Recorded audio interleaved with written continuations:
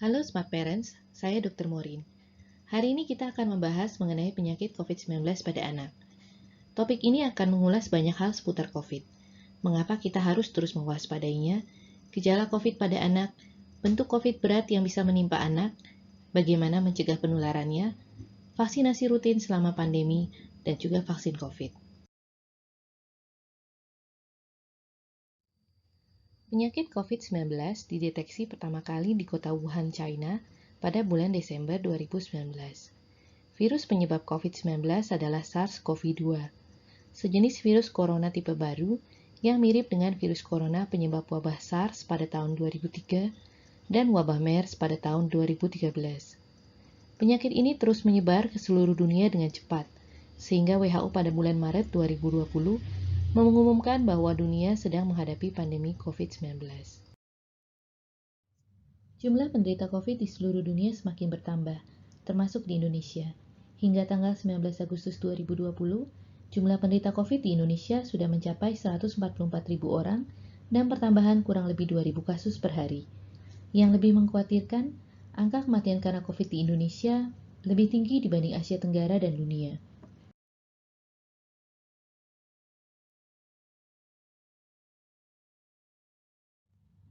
Sebanyak 9,1% dari seluruh penderita COVID di Indonesia berusia di bawah 18 tahun. Angka ini lebih tinggi dibanding negara Asia lain seperti Filipina dan China.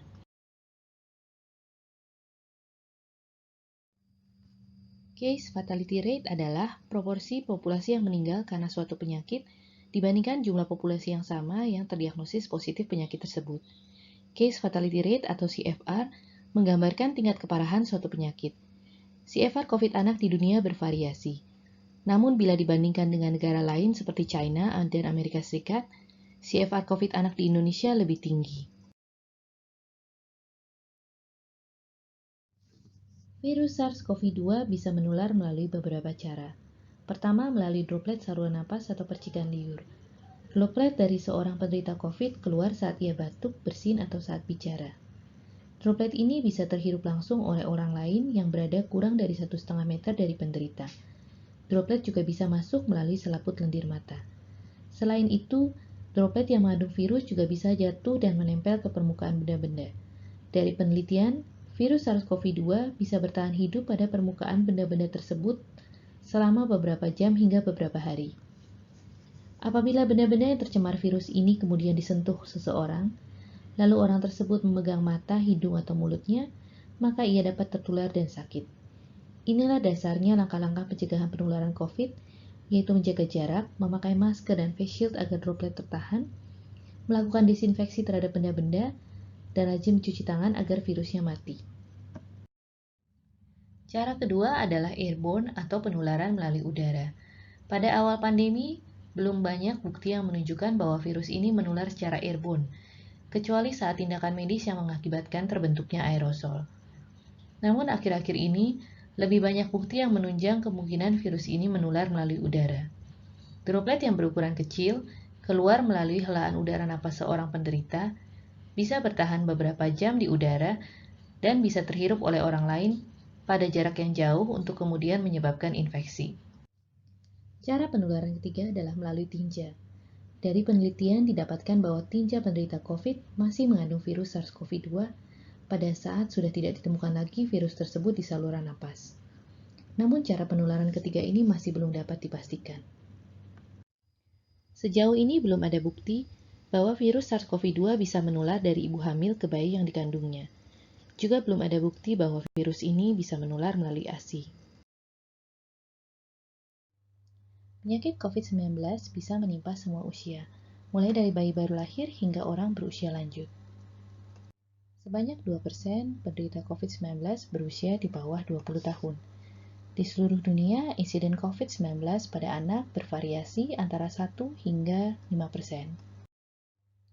Orang anak yang terinfeksi virus SARS-CoV-2 bisa tidak menunjukkan gejala sakit sama sekali alias OTG atau orang tanpa gejala, juga bisa menunjukkan gejala sakit ringan sedang hingga gejala yang berat yang memerlukan perawatan di ICU anak. Data saat ini menunjukkan sebagian besar anak yang terinfeksi tidak menunjukkan gejala sakit atau gejalanya tergolong ringan sedang.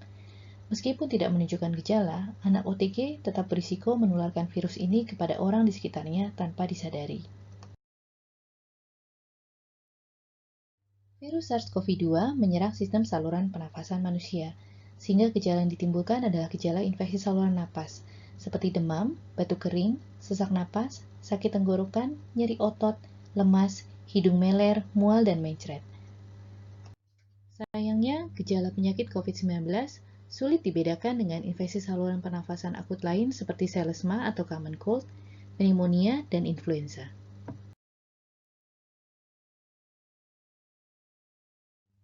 Pada anak, gejala saluran napas yang sering dijumpai adalah demam, batuk, dan tenggorokan merah. Sedangkan pilek meler dan mampet lebih jarang dijumpai. Selain gejala saluran napas, dapat pula dijumpai gejala lain pada sistem saluran cerna, seperti diare dan muntah, sistem saraf seperti pusing dan hilangnya kemampuan indera penciuman, gejala kulit seperti ruam merah dan biduran, juga radang selaput lendir mata yang menunjukkan gejala mata merah. Kesimpulannya, gejala penyakit COVID-19 itu tumpang tindih dengan penyakit lain, alias tidak ada gejala yang khas. Walaupun gejala COVID-19 pada anak lebih banyak yang tidak bergejala hingga gejala ringan sedang, namun infeksi COVID berat bisa menimpa anak. Penyakit COVID berat pada anak bisa berupa pneumonia berat yang gejalanya sesak napas, kejang, kebiruan di mulut, hingga penurunan kesadaran. Bentuk infeksi COVID berat lainnya adalah sindrom mirip penyakit Kawasaki. Sindrom mirip Kawasaki ini muncul 2-4 minggu pasca infeksi SARS-CoV. Beberapa kepustakaan memasukkannya sebagai bagian dari bentuk infeksi COVID berat ketiga, yaitu MIS-C, atau Multisystem Inflammatory Syndrome in Children. MIS-C, atau Sindrom Inflamasi Multisistem pada anak, adalah timbulnya inflamasi atau reaksi peradangan di beberapa organ tubuh, seperti jantung, paru, ginjal, otak, dan saluran cerna. MIS-C dan sindrom mirip Kawasaki hanya dijumpai pada anak. Usia maksimum kasus yang ditemukan saat ini adalah 20 tahun. Mekanisme terjadinya MIS-C pada anak ini tidak jelas. Yang pasti, baik sindrom mirip Kawasaki maupun MIS-C merupakan komplikasi COVID-19 yang serius dan mematikan. Sindrom mirip Kawasaki bisa menunjukkan gejala penyakit Kawasaki yang lengkap atau sebagian alias atipikal.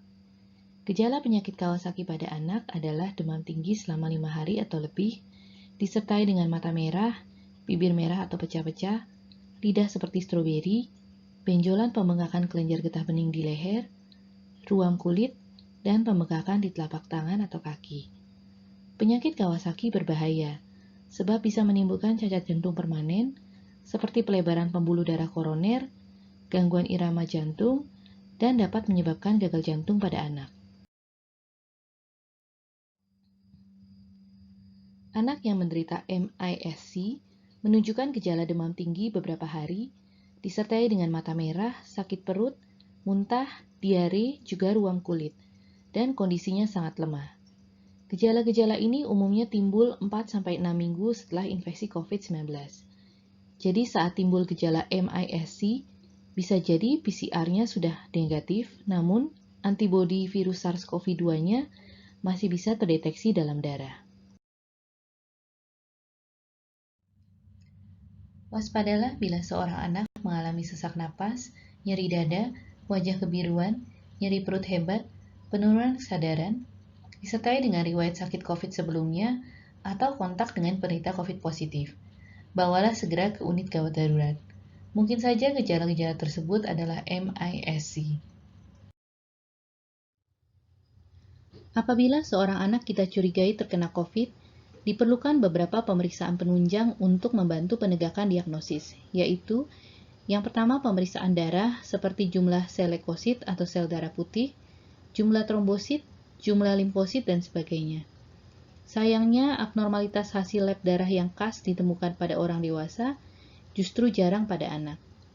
Kedua, pemeriksaan foto ronsen paru atau CT scan paru untuk menilai kondisi paru-parunya. Ketiga, pemeriksaan mikrobiologi untuk menemukan RNA virus. Baku emas atau gold standard untuk deteksi penyakit COVID adalah RT-PCR dari spesimen saluran napas. Diperlukan pengambilan spesimen atau swab yang tepat dan jumlahnya cukup untuk menemukan virus. Yang keempat adalah pemeriksaan darah lainnya yang dilakukan atas indikasi tertentu. Rapid Diagnostic Test atau sering disingkat rapid test merupakan pemeriksaan untuk mendeteksi antibodi di dalam darah terhadap virus SARS-CoV-2. Ada pula rapid test untuk mendeteksi antigen virus dari cairan atau sekret saluran napas. Namun rapid test jenis ini lebih jarang. Kelebihan rapid test adalah hasilnya selesai lebih cepat, lebih mudah, dan lebih murah.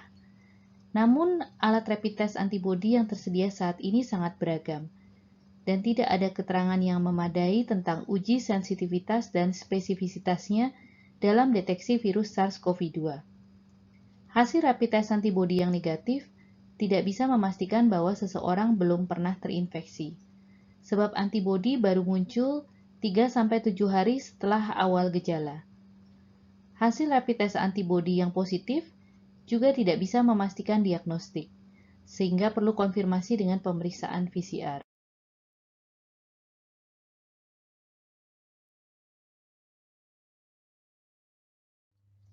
Sampai saat ini, belum ditemukan obat yang bisa membunuh virus SARS-CoV-2. Obat-obatan yang digunakan adalah obat-obatan yang sebenarnya ditujukan untuk penyakit lain. Contoh obat penyakit influenza, obat penyakit HIV, dan obat-obatan malaria. Namun, penggunaan obat-obatan ini pada anak amat terbatas karena efektivitasnya tidak jelas dan efek samping yang ditimbulkannya. Di seluruh dunia masih berlangsung penelitian untuk menemukan antivirus yang tepat untuk mengobati penyakit COVID-19. Terapi lain yang diberikan pada penyakit COVID-19 ditujukan untuk mengurangi gejala, contohnya obat penurun panas. Juga terapi suportif berupa pemberian infus cairan, nutrisi, terapi oksigen, vitamin, antibiotik, dan steroid sesuai indikasi. Smart Parents, jangan lupa ya, prinsip ilmu kesehatan adalah lebih baik mencegah daripada mengobati. Penyakit COVID-19 bisa dicegah dengan langkah-langkah berikut. Pertama, menghindari keramaian dan tetap tinggal di rumah. Dengan demikian, kita menghindari kemungkinan virus yang disebarkan dari percikan liur atau droplet orang lain kepada anak kita dan kita sendiri. Langkah kedua, bila kita harus bepergian keluar rumah dan bertemu dengan orang lain, jaga jarak aman minimal 1,5 meter, sebab dari penelitian pada jarak tersebut, droplet atau percikan liur yang keluar akan jatuh ke bawah sebelum terkena atau terhirup orang lain. Langkah ketiga, orang dewasa dan anak berusia di atas 2 tahun wajib pakai masker bila bepergian keluar. Bila tidak dalam kondisi sakit, bisa gunakan masker kain yang memenuhi syarat, yaitu terbuat dari minimal 2 lapis kain yang berbeda. Masker juga harus dipakai menutupi hidung dan mulut, sebab droplet bisa keluar melalui lubang hidung dan mulut. Orang lanjut usia yang sulit menghindari kerumunan sebaiknya memakai masker bedah. Oh ya, hindari menyentuh, membuka, dan menutup masker atau menurunkan masker ke dagu. Jika perlu membuka masker, peganglah talinya dan bukan bagian luar masker. Setelah memakai, melepas, dan menyentuh masker, jangan lupa cuci tangan. Memakai masker yang baik adalah contoh kepedulian kita kepada sesama, sebab memakai masker melindungi orang lain dari droplet yang keluar dari mulut dan hidungnya, juga melindungi diri sendiri dari droplet yang keluar dari mulut dan hidung orang lain. Jangan ragu menegur orang yang tidak memakai masker dengan benar ya.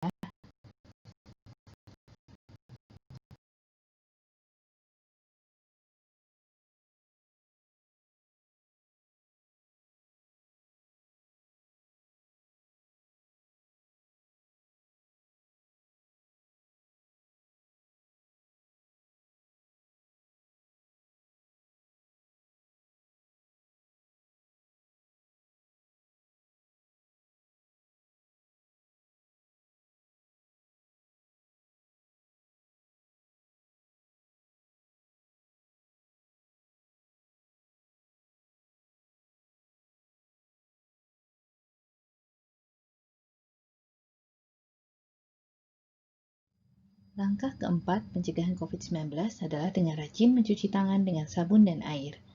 Bila tidak memungkinkan, bisa memakai hand sanitizer yang mengandung alkohol minimal 60%. Cuci tangan yang terbaik adalah cuci tangan dengan 6 langkah WHO selama 20 detik. Langkah kelima, jangan menyentuh daerah wajah, terutama mata, hidung, dan mulut kita dengan tangan yang belum dicuci. Virus bisa masuk bila tangan kita yang tidak sengaja menyentuh droplet pada permukaan benda-benda, lalu menyentuh dan masuk ke daerah-daerah tersebut.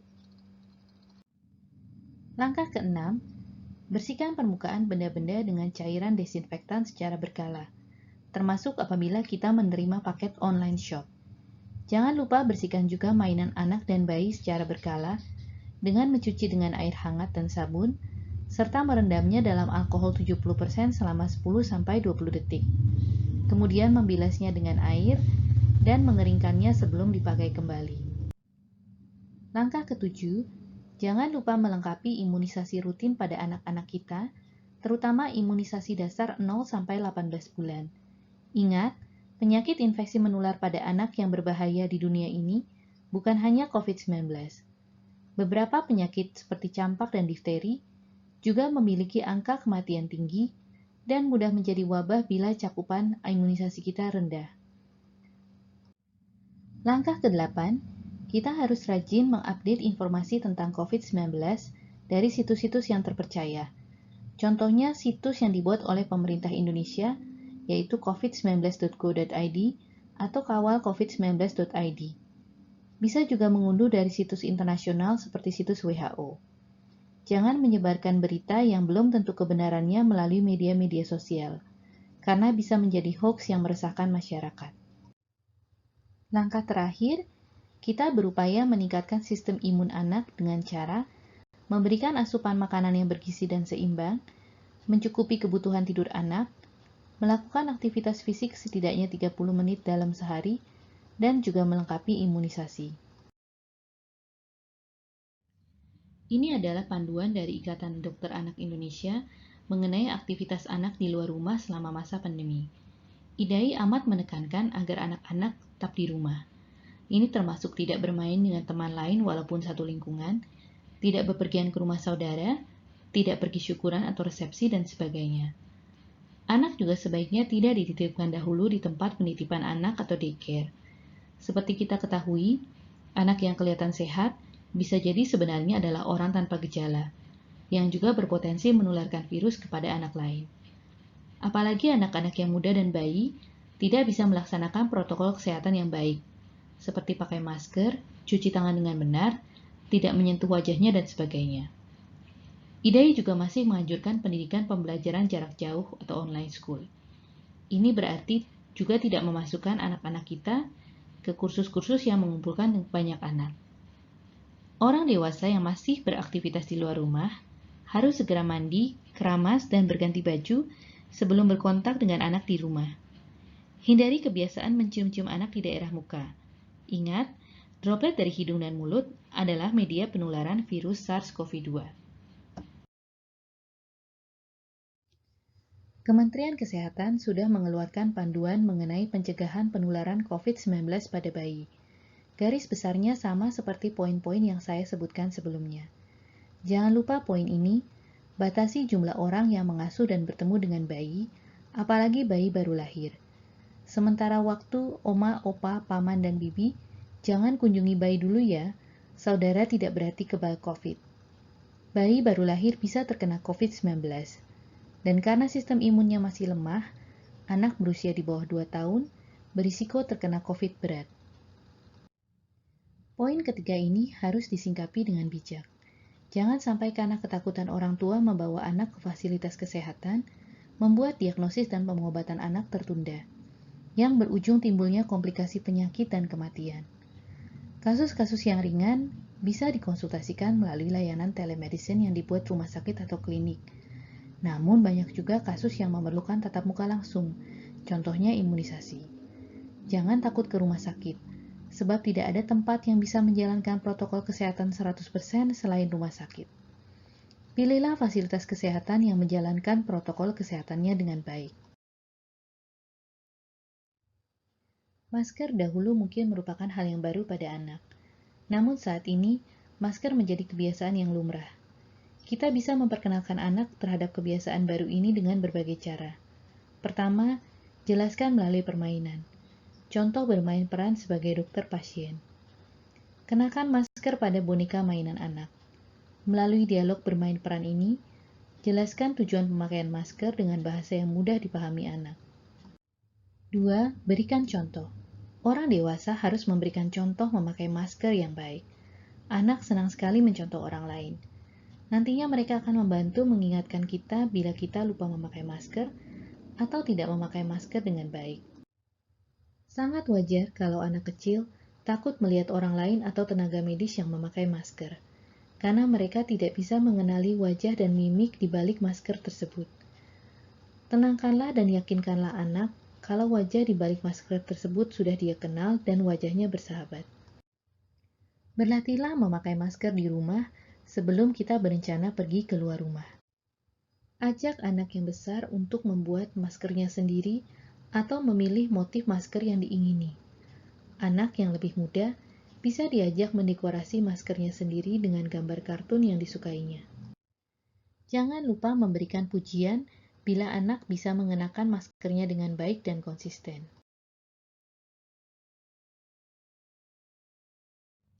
Tidak semua anak bisa memakai masker. Anak di bawah usia 2 tahun tidak dianjurkan memakai masker karena saluran napasnya masih kecil sehingga mudah merasa sesak saat memakai masker. Mereka juga sulit melepas maskernya tanpa bantuan orang lain. Dan anak di bawah 2 tahun cenderung menjilat-jilati atau membasahi maskernya sehingga tidak efektif lagi memberikan perlindungan. Orang yang juga tidak dianjurkan memakai masker adalah orang yang sesak napas dan orang yang tidak bisa melepaskan maskernya tanpa bantuan orang lain. Oh ya, anak yang sedang memakai masker harus selalu dalam pengawasan orang dewasa.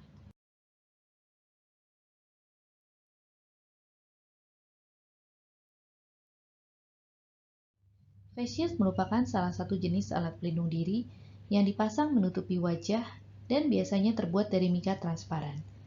Face shield utamanya ditujukan untuk melindungi mata dan area wajah. Face shield lebih nyaman dipakai dibanding masker karena tidak berkabut, tidak terasa panas dan sesak, dan bisa digunakan kembali setelah didesinfeksi. Namun demikian, face shield tidak bisa menggantikan masker, karena face shield tidak bisa menyaring udara yang masuk ke saluran pernapasan kita. Jadi face shield hanyalah tambahan perlindungan. Face shield yang baik harus menutupi dahi sampai dagu, juga menutupi kedua telinga, serta tidak ada celah antara dahi dan face shield.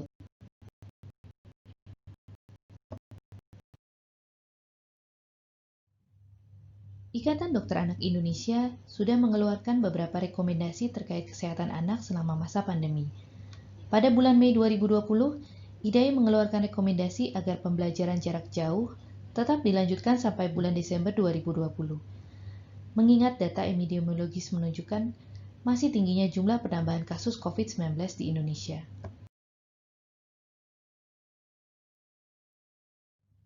IDAI juga mendukung tidak dibukanya dahulu sekolah-sekolah berasrama seperti pondok pesantren, boarding school swasta, seminari, dan sebagainya. Mengingat kerumunan orang dalam ruangan tertutup meningkatkan risiko penularan COVID-19.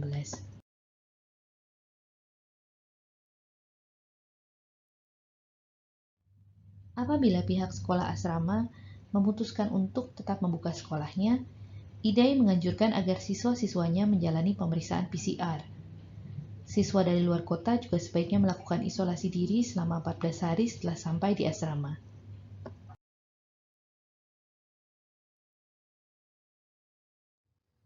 IDAI menyarankan agar Kementerian Kesehatan menyiapkan perangkat untuk menilai apakah sarana dan prasarana yang dimiliki oleh sekolah berasrama sudah cukup untuk menjalankan protokol kesehatan pencegahan COVID-19 di sekolah. Sedangkan Dinas Kesehatan bertindak sebagai pengawas terhadap pelaksanaan protokol kesehatan tersebut di sekolah-sekolah yang berada di wilayah kerjanya. Apabila ditemukan satu kasus positif COVID di sekolah, IDAI menyarankan agar sekolah tersebut ditutup sementara.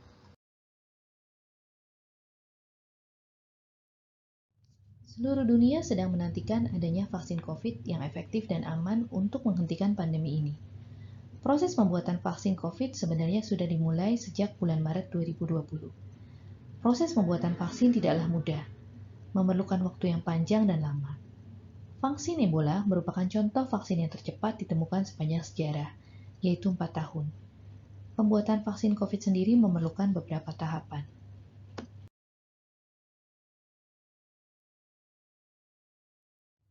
Saat ini, beberapa jenis vaksin COVID sudah mencapai uji klinis fase 3.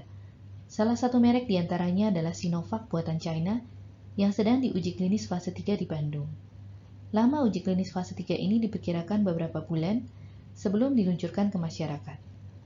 Vaksin COVID yang dipakai harus terbukti efektif melindungi dan aman.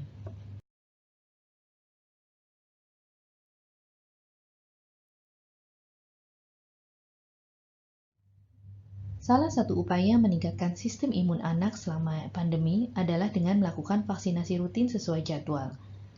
Vaksinasi sangat penting sebab pandemi COVID-19 tidak menghilangkan penyakit infeksi yang disebabkan oleh kuman lain, yang justru bisa dicegah dengan vaksin. Bila jumlah anak Indonesia yang divaksin sedikit, akan timbul wabah penyakit lain yang menyertai wabah COVID-19 ini. Akhirnya jumlah angka kesakitan dan kematian anak di Indonesia akan makin bertambah. Dan kita akan kehilangan satu generasi penerus bangsa. Dari beberapa data yang dilaporkan, penyakit COVID-19 bisa disertai dengan penyakit infeksi lain, contohnya influenza. Komorbiditas dengan infeksi lain ini akan menimbulkan akibat yang lebih fatal dibandingkan dengan penyakit COVID-19 sendirian.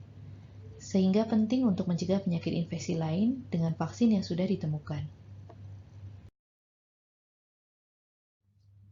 Apabila imunisasi anak kita tertunda, segera lakukan kejar imunisasi. Sebagian besar vaksinasi yang terlewat dari jadwalnya bisa dilengkapi kembali.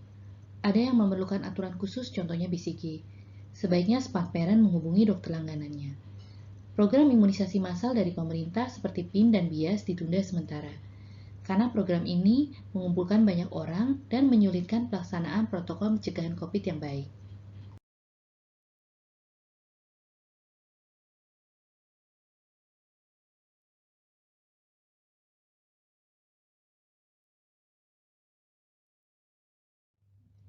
Banyak orang tua yang merasa takut membawa anaknya ke rumah sakit. Sebenarnya rumah sakit sudah berupaya keras mencegah penularan COVID-19. Sebab, manajemen tidak ingin tenaga medisnya tertular COVID dari pasien, juga tidak ingin pasiennya tertular penyakit dari tenaga medis dan juga dari pasien lain. Karena itu dibuatlah protokol kesehatan untuk melindungi semua orang yang berada dalam kawasan rumah sakit. Protokol kesehatan itu diantaranya desinfeksi ruangan dan alat berkala, membatasi jumlah pasien, menyediakan jam besuk, mengatur jarak antara pasien yang menunggu, melakukan screening kesehatan berupa pemeriksaan suhu, menanyakan beberapa pertanyaan terkait gejala COVID, dan mewajibkan semua pengunjung mencuci tangan dengan hand sanitizer sebelum memasuki gedung rumah sakit. Semua pengunjung yang berusia di atas 2 tahun juga diwajibkan memakai masker sebelum masuk ke rumah sakit. Beberapa rumah sakit memiliki kebijakan memisahkan ruangan antara pasien yang sehat dan yang ingin vaksinasi dan yang sakit, atau memisahkan ruangan berdasarkan keluhan saluran napas dan non-saluran napas, atau juga memisahkan jadwal berupa hari atau jam yang berbeda antara pasien sehat dan sakit. Semua bertujuan untuk mencegah penularan penyakit dari pasien ke pasien lain. Semua pegawai dan tenaga medis yang bertugas di rumah sakit wajib memakai alat pelindung diri atau APD yang sesuai dengan level risiko pelayanan yang dihadapi.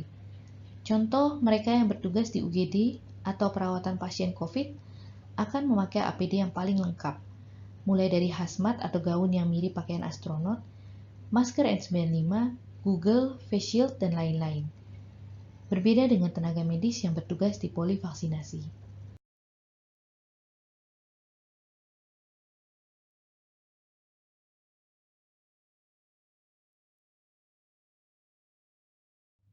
Bagaimana jadwal vaksinasi rutin anak yang menderita COVID?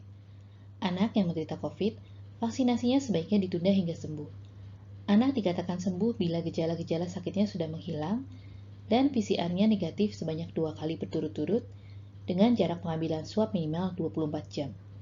Anak yang masuk kategori orang dalam pemantauan atau pasien dalam pengawasan, vaksinasinya juga ditunda sementara hingga sembuh atau hingga terbukti tidak COVID.